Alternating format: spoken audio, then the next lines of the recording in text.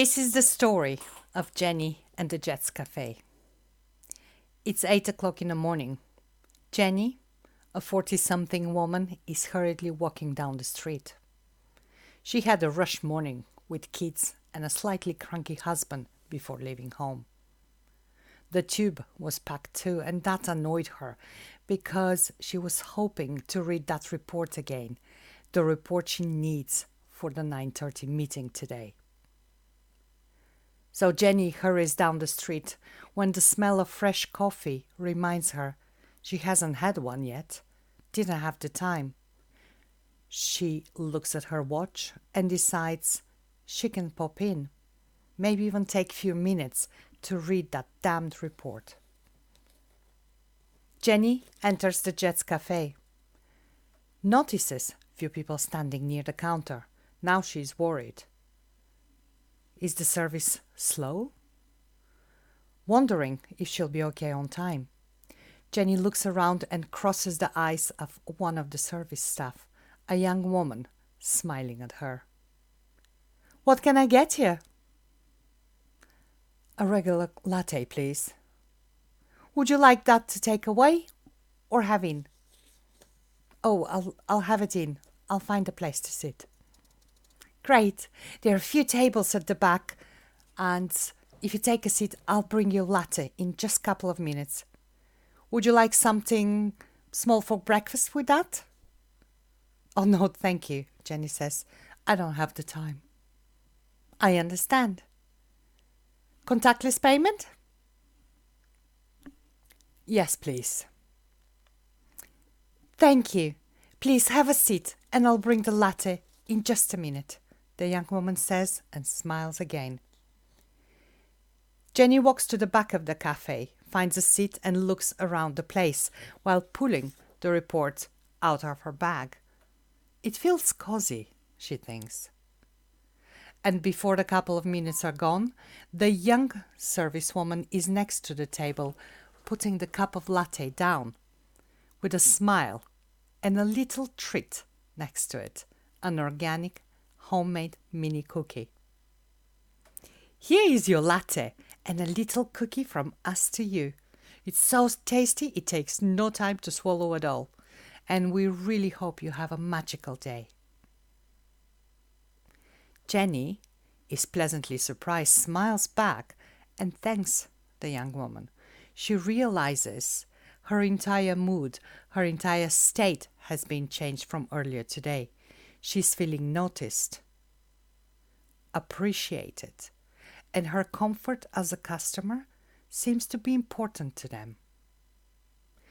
Jenny turns her attention to her report and 15 minutes later leaves the Jets Cafe feeling ready to get on with her day. As she exits, she looks around trying to see where the kind young woman who served her earlier is. Their eyes cross again from afar, and Jenny smiles and exaggeratedly mouths, "Thank you." The young woman smiles back, puts her hand on her heart, and slightly bows her head, while mouthing exaggeratedly too, "You're welcome." Jenny exits the Jets, thinking, that was a good move. I needed that moment. I feel ready for the 9:30 today. She turns around and takes a quick look at her reflection in the cafe window, then one glance at the Jets sign. This place feels good, she thinks before walking away. Now, what's the moral of this story? You see, Jenny didn't wake up that morning thinking, I'll go and spend a few pounds at the Jets. Nor she thought, I'll go there and spend several £100 over the next few months. No one ever does. This is not what people's priorities are, not what their lives is about.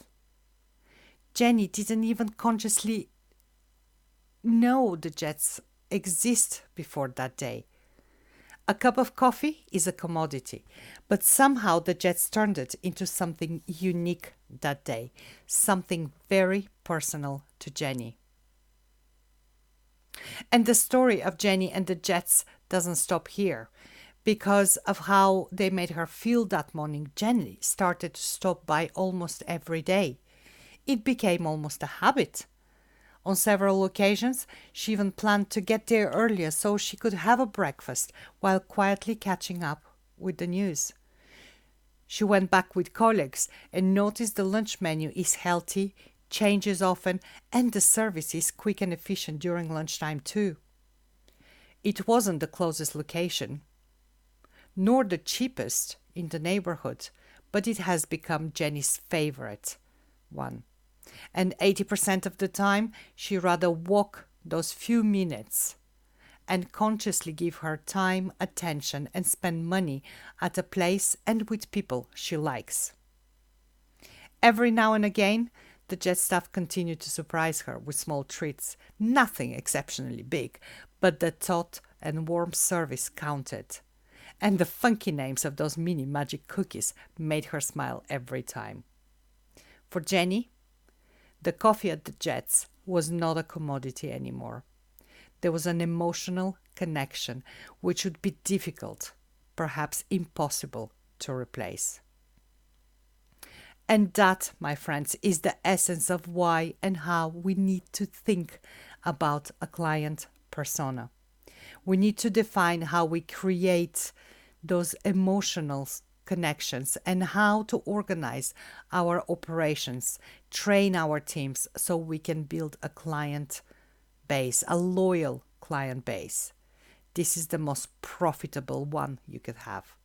It is the ideal client a business could have.